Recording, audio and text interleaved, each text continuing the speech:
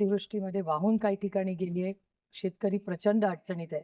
पण हे दुर्दैव आहे, की कालच्या शेती मंत्र्यांचं कालचं स्टेटमेंट होतं, की महाराष्ट्र सरकारकडून काहीच प्रस्ताव अजून आलेला आहे. हे दुर्दैव आहे, की हे सरकार सत्तेमध्ये येताना वारंवार महाराष्ट्राचे माननीय मुख्यमंत्री सातत्याने बोलत होते, की आम्ही सरसकट कर्जमाफी करू आणि महाराष्ट्राला शेतकऱ्याला या अतिवृष्टीमध्ये मदत करू. पण तसं होत नाही आणि कालच्याच दिवसात जे पंचायत राजचं इलेक्शन झालं, त्याच्यात हेलिकॉप्टर असेल, प्रायव्हेट असेल, ह्याच्यामध्ये सरकार इतकं मग्न होतं आणि महाराष्ट्राच्या इतिहासात पहिल्यांदा असं झालं, की प्रचंड मारामाऱ्या, बंदुकी दाखवणं, इतका सगळा गोंधळ काल पंचायतच्या इलेक्शनमध्ये झाला. हे महाराष्ट्राच्या इतिहासात कधी झालेलं नाहीये. त्याच्यामुळे दुर्दैव आहे, की महाराष्ट्र सरकार मग्न आहे. इलेक्शन पहिल्यांदा असं झालं, की पारदर्शकता नाही. इलेक्शन कमिशन बद्दल महाराष्ट्र मुख्यमंत्रीही बोललेले आहेत, की त्याच्यात व्यवस्थित काम नाही. त्याच्यामुळे एकीकडे शेतकरी अडचणीत आलेला आहे, त्याला न्याय द्यायचं काम होत नाही. तर माझी भारत सरकारला विनंती आहे, की महाराष्ट्रामध्ये झालेला हा सगळा सावळा गोंधळ इलेक्शन मधला, पंचायत मधला, हा इतिहासात पहिल्यांदा झालाय.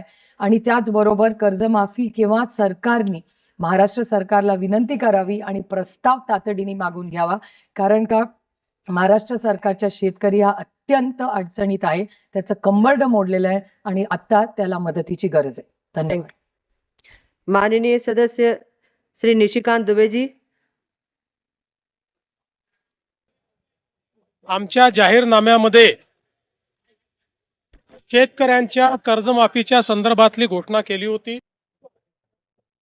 त्या संदर्भात आम्ही मागच्या काळामध्ये एक समिती तयार करून कर्जमाफी कशी करायची, दीर्घकालीन उपाययोजना काय करायच्या, अशा सगळ्या गोष्टींचा निर्णय केला होता. कारण कर्जमाफी हा एक भाग आहे, पण शेतकरी वारंवार कर्जाच्या विळख्यात अडकतो आणि म्हणून त्यांना आपण बाहेर कसं काढू शकतो, अशा प्रकारचा सगळा विचार व्हावा, अशा प्रकारची अपेक्षा होती.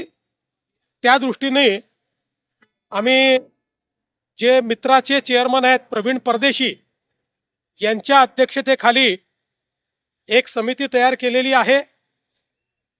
ही समिती कर्जमाफीच्या संदर्भात कशा पद्धतीनं ती करता येईल, त्याचे निकष काय असतील, भविष्यात शेतकऱ्यांना आपल्याला कर्जाच्या विळख्यातनं बाहेर कसं ठेवता येईल किंवा थकीत कर्जात तो जाणार नाही याकरता काय उपाययोजना करता येतील, या सगळ्या बाबींवर निर्णय करेल.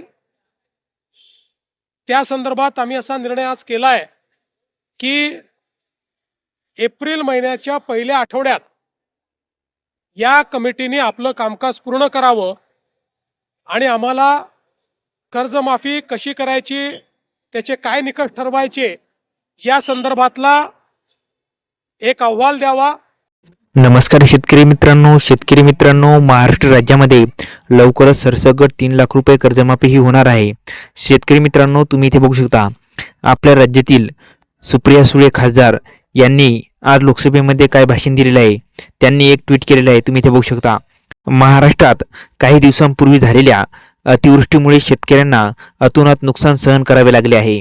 अनेक ठिकाणी शेतातील माती देखील वाहून गेल्याच्या घटना या समोर आलेल्या आहेत. अनेकांचे संसार हे उद्ध्वस्त झालेले आहेत. तसेच पशुधनाचे सुद्धा मोठ्या प्रमाणात नुकसान झालेले आहे.